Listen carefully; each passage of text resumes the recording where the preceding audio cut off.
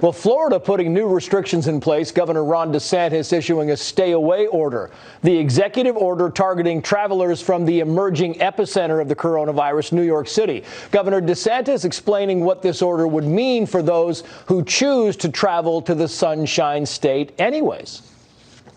I issued an executive order requiring everybody arriving from the New York City area to self-quarantine for 14 days. We have National Guard and some other health folks at the airports.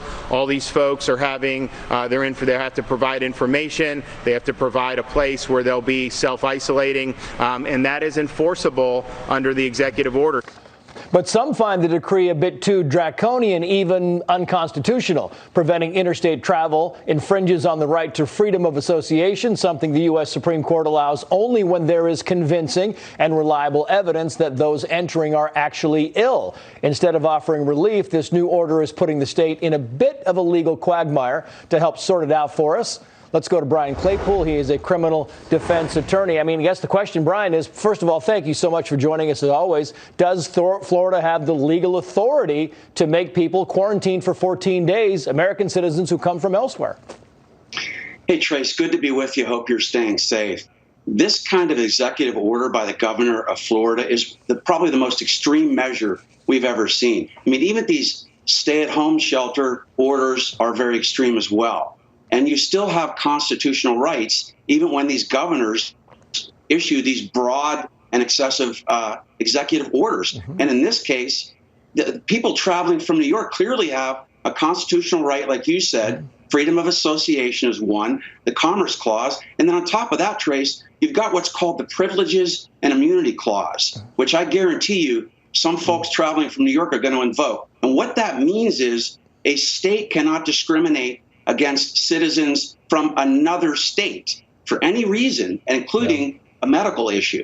So I think what's going to happen here is if somebody takes this case up, I think the U.S. Supreme Court is going to say exactly what you said, which is you have to have, as the governor of Florida, clear and convincing evidence that the people that are entering from New York actually have symptoms consistent with COVID-19. If they don't, then you can't quarantine them for 14 days, and you can't stop them from coming into Florida. Let me play you the flip side of the argument now, Brian, because this is Governor DeSantis, again, kind of giving what his reasoning is for this. Watch, and we'll get your opinion. You can't get a flight from Milan to Florida. You can't get a flight from China to Florida or anywhere in the country. But somehow you can just do 200 flights, direct flights into various parts of Florida from a hotspot that's much more significant right now than Milan or than China. If you were in New York State, you left when you were told to shelter in place. You defied that, and then you got on a plane and came here. And so we don't want there to be any fallout here in the state of Florida from that. He's right when he says, look, you can't come from China. You can't come from another hotspot. And New York right now is the epicenter. And they've been telling you in New York to shelter in place and not to spread the disease. And if you get on a plane, one, you could be spreading the disease by getting on a plane. And two, you go to Florida and then you're walking on a beach in Fort Lauderdale 3.5 hours later. There's clearly a very robust debate about this, Brian. Yeah, Trace, the problem with that logic, though, is that only the federal government, only President Trump has the authority to limit, for example, flights coming in from other countries into the United States. So to make that analogy is inappropriate. The fact of the matter is that any governor from any state cannot enlist this broad sweep, one-size-fits-all formula to stop having citizens from other states coming in. Imagine what that would do, Trace, to not only limiting people from traveling the country, but also that could backfire for the governor of Florida and cripple his economy. I think at least 10 to 14% of revenue is generated in Florida from people traveling from New York. He's got to factor that in well. Look, at the end of the day, the better way to do this is to filter people coming in, take their temperature, and you've got social distancing orders in place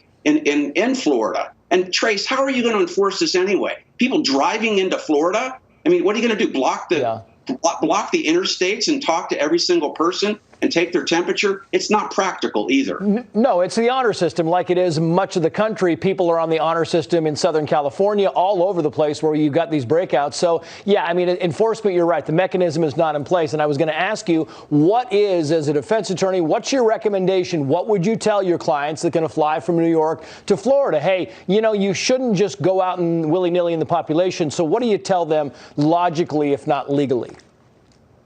Well, anybody who wants to travel to Florida from New York, I would tell somebody right now to file in federal court a request for a preliminary injunction to stop the governor of Florida from doing this. Because otherwise, and in fact, that was done recently, Trace, in New Hampshire by several people that wanted to attend a political gathering. It's a little bit different than here with travel.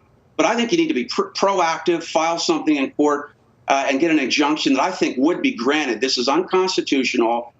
And otherwise, Trace, you're playing Russian roulette. You fly down there, they're going to order you to quarantine. And then what happens then? I mean, you're going to be stuck for 14 days. It'd be hard to do anything at that point. Yeah, it's a fascinating debate. Brian Claypool, always good to talk to you, sir. Thank you. You bet. Thanks, Trace.